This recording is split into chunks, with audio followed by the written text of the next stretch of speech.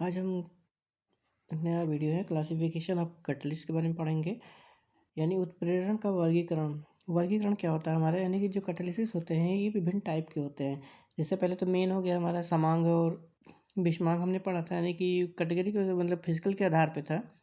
लेकिन इसमें कुछ होते हैं जो कैटालिसिस यानी कि जो वर्गीकरण का होता है, यानी क्लासिफिकेशन इनका क्या होगा मेन इसके अकॉर्डिंग होगा। जो मेन हमारा होता है ये लगभग 4 प्रकार के कह सकते हैं, यानी 4 टाइप्स होते हैं ये हमारे। यानी जो उसमें उत्प्रेरक होते हैं इनके कार्य और विधि के जो मेन इनका जो होता है कार्य और विधि जो होती है इसके अकॉर्डिंग इनको 4 भागों में डिवाइड किया गया है। 4 प्रकार के होते हैं। तो नंबर 1 पर जैसे सबसे पहले हमारा धनात्मक उत्प्रेरण होता है।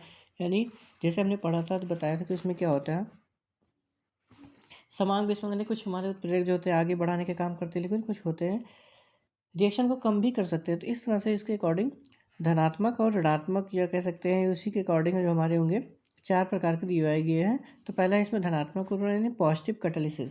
पॉजिटिव कैटालिसिस के अकॉर्डिंग इसमें होता है जब कोई उत्प्रेरक रासायनिक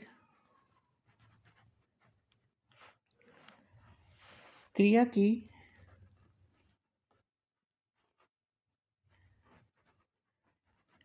गति को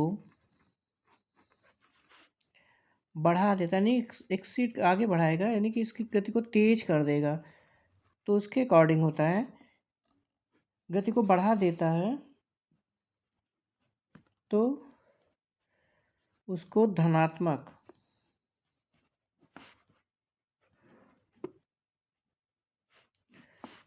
उत्प्रेरक कहा जाता है, यानी पॉजिटिव कैटालिसिस कहेंगे इसको हम।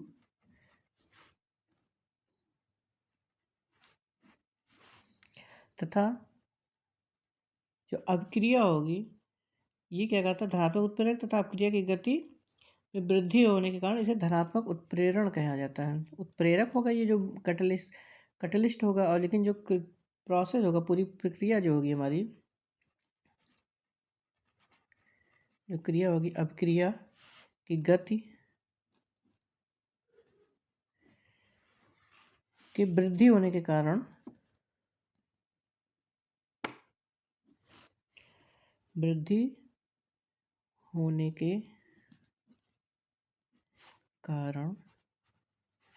ये हमारा धनात्मक उत्प्रेरण कहलाएगा।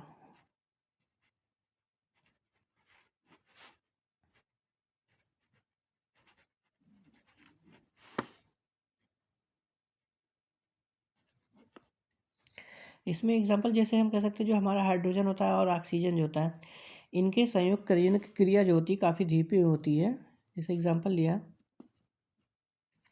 हाइड्रोजन और ऑक्सीजन को यदि हम कंबाइन करते हैं जोड़ते हैं तो इनकी प्रोसेस जो होती है काफ़ी धीरे होती है, यानी कि जेल का फॉर्मेशन होता है, इसमें होता है H2O का निर्माण होता है। ये प्रोसेस काफ़ी धीमा होता है, काफ़ी तेज मतलब स्लो चलता है। लेकिन जब इसमें हम प्लेटिनम की उपस्थिति कर देते हैं, प्लेटिनम हम इसमें रख देते हैं, मिला दिया जाता है, तो इनकी उपस्थिति के कारण यानी जो कैटालिसिस होगा ये कैटलिस्ट जो मतलब कैटलिस्ट है, प्लेटिनम जो हमारा कैटलिस्ट होगा ये उत्प्रेरक का काम करेगा और इसकी गति को क्या करता है तीव्र कर देता है, काफ़ी तेज़ी से इसको बढ़ा देता है। इसी तरह से जो हमारा नाइट्रोजन और ऑक्सीजन क्रिया करता है, यानी कि नाइट्रोजन और हाइड्रोजन की आपस में क्रिया कराई जाती है तो अमोनिया का फॉर्मेशन होता है।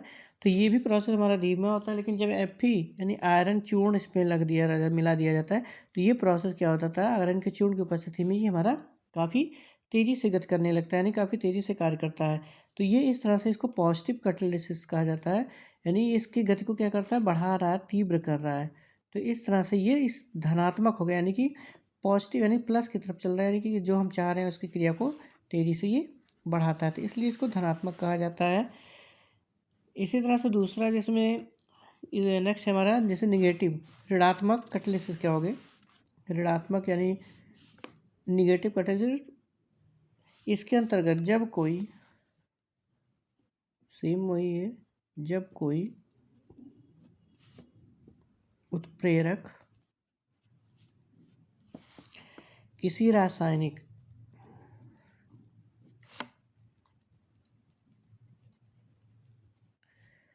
अभिक्रिया या क्रिया जो भी हो, रासायनिक क्रिया की गति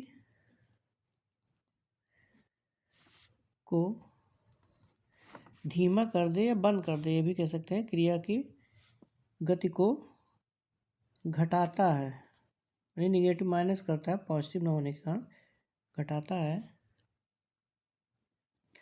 तो उसको ऋणात्मक उत्प्रेरक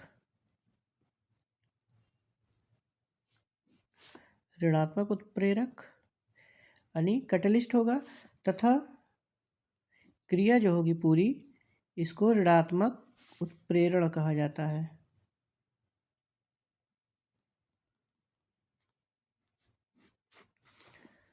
यानी कैटलिसिस निगेटिव कैटलिसिस होगा।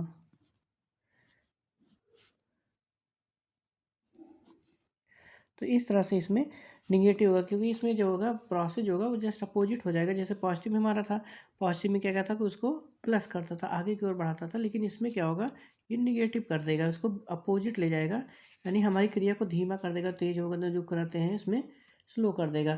तो ये हमारी प्रोसेस होता है। लेकिन इस तरह से क्रिया जो सी कभी हमारी यूज़ में भी आ सकती है, जैसे रासायनिक क्रिया को हमको धीमा कराना है या कोई गति तेज हो रही है तो उसको धीमा करने के लिए भी हम इस प्रोसेस करते हैं। तो इसमें हमारा जैसे हमारा ये रिएक्शन हाइड्रोजन डाइऑक्साइड जो होता है, या कह सकते हैं इसमें जो होता है ये प्रोसेस जो होगा, एग्जांपल है जैसे H2O2 जो हमारा होता है, इसको करेंगे तो ये जो ब्रेक होगा हमारा 2H2O और ऑक्सीजन, यानी ऑक्सीजन फॉर्मेशन होता है। लेकिन इसमें ये ऋणात्मक यानी कि काफ़ी तेज होता है क्रिया। लेकिन जब इसमें हम H3PO4 मिला देंगे, H3PO4, इसकी उपस्थिति में ये क्या करिएगा, क्रिया को मंद कर देगा, यानी धीमा कर देगा, यानी निगेटिव यानी पीछे की ओर करेगा। तो ये प्रोसेस तो नेचुरल तरीके से अपने आप तेज होता है। लेकिन जब ये इसका वियोजन यानी कि जो ब्रेक डाउन होगा, यानी कि टूटेगा, जो हमारा विखंडन होगा, तो ये काफ़ी तेज़ी से होता है। लेकिन H3PO4 की उपस्थिति में क्रिया हमारी धीमी हो जाएगी, यानी मंद हो जाती है। इस तरह से हमारा ये धीमे हो जाता है। इसी तरह से हम कह सकते हैं जैसे हमारा सोडियम सल्फाइड, जैसे सोडियम सल्फाइड हमारा होता है, ये प्रोसेस जो होगा ऑक्सीजन की उपस्थिति में जो होता है काफ़ी तेज गति करता है।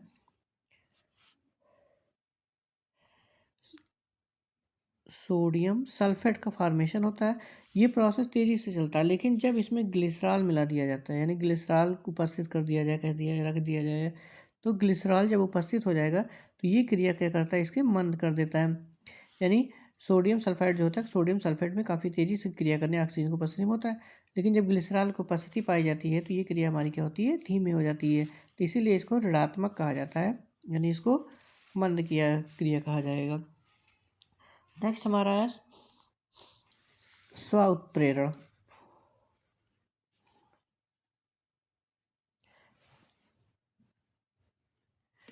यानी थर्ड रिएक्शन क्रिया होगी जो हमारी स्व उत्प्रेरण।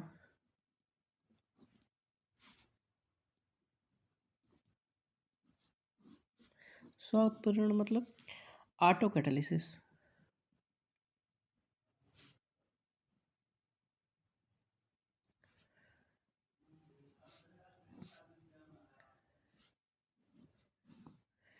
ऑटो कैटालिसिस इसका मतलब कुछ अपक्रिया हमारी ऐसी होती हैं, जैसे किसी में हमें किसी चीज़ की आवश्यकता पड़ती है, अलग से कोई केमिकल या इस तरह से दिया जाता है।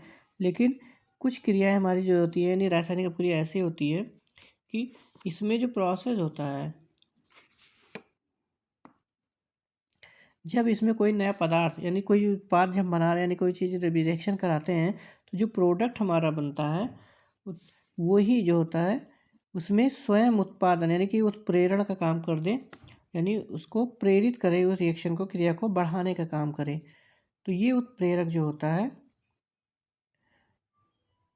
तो ये जो प्रोसेस होगा उत्प्रेरक, तो उसी को उत्प्रेरक रूप में, जैसे कुछ अपक्रिया में बना उत्पाद ही स्वयं उत्प्रेरक के रूप में कार्य करते हैं, यानी कार्य करने लगते हैं। ऐसे पदार्थ स्वउत्प्रेरण यानी स्वउत्प्रेरक और क्रिया जो होगी, जो क्रिया हो रही है स्वउत्प्रेरण कहलाता है।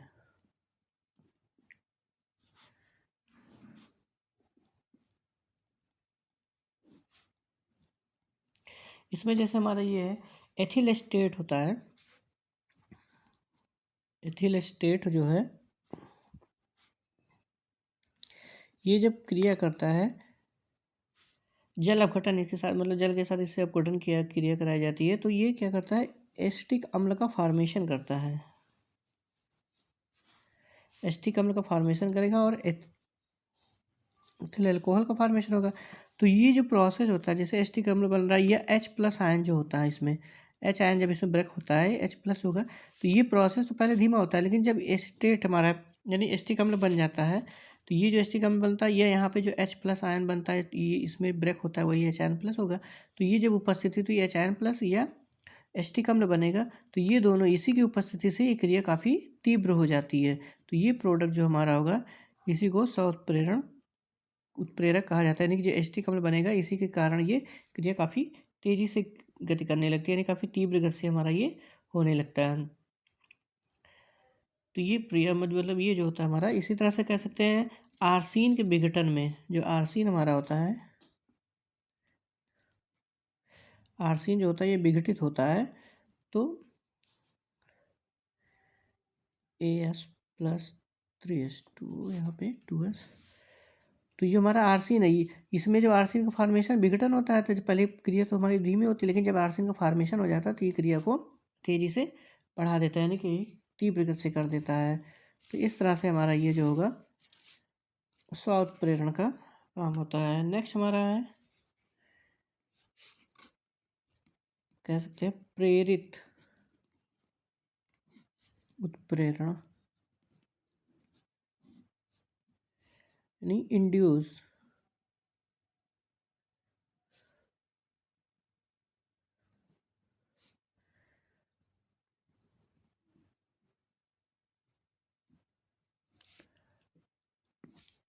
इंड्यूस कैटालिसिस, प्रेरित उत्प्रेरण या इंड्यूस कैटालिसिस। इसके अंतर्गत जब जैसे हम यदि कोई इसमें क्या होता है कि जब हम दो क्रिया कराते हैं, मतलब एक क्रिया कराने से मतलब नहीं, जैसे हम कोई दो क्रिया कराएं तो एक पदार्थ जो बनता है वो दूसरे पदार्थ को देख के उसमें भी उसे मोटिवेट करने का काम करता है, तो वो प्रोसेस तेज हो जाता है। तो इसी को कहा जाता है कि हमारा प्रेरित उत्प्रेरण, यानी एक को देख के दूसरा उसमें प्रेरित हो जाए।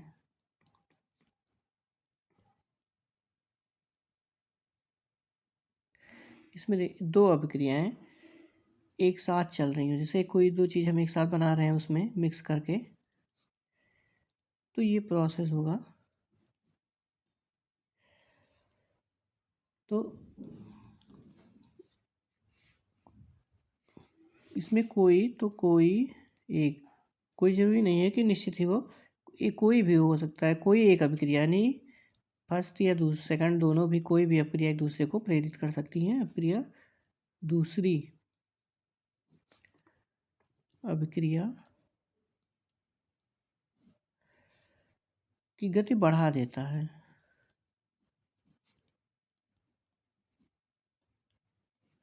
तो ये हमारा प्रोसेस होता है, यानी जब दो क्रिया आपस में कराई जाती हैं तो एक साथ, यानी दो क्रिया एक साथ चल रही हो तो एक क्रिया जब कोई प्रोडक्ट बनता है तो दूसरी अभिक्रिया के प्रोडक्ट को उसको प्रेरित होकर उसको बढ़ा देता है। तो इस तरह से हमारा प्रेरित यानी इंड्यूस अभिक्रिया कहलाती है। इसके अंतर्गत जैसे हम इसमें सोडियम सल्फेट का फॉर्मेशन होना होता है, ये सोडियम सल्फेट जो होता है यानी Na2SO3, ये वायु की उपस्थिति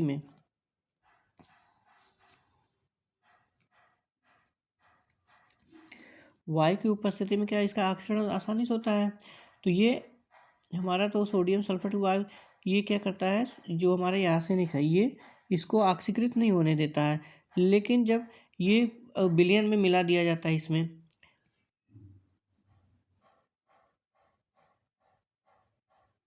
मतलब ये जो होता है हमारा, ये तो हमारा वायु वायु के ऊपर से हम इसको क्या कहते हैं, ऑक्सीकृत नहीं होने देते हैं। लेकिन जब इसमें सोडियम सल्फेट ये मिला दिया जाएगा तो ये प्रोसेस जो होता है काफ़ी तेज़ी से होने लगता है, यानी इसी गति को बढ़ा देता है। तो ये हमारा फॉर्मेशन हो जाता है Na2SO4 और Na3ASO4। तो ये प्रोसेस हो गया, यानी ऑक्सीजन का विघटन भी हो रहा है और इसका फॉर्मेशन भी हो जाता है।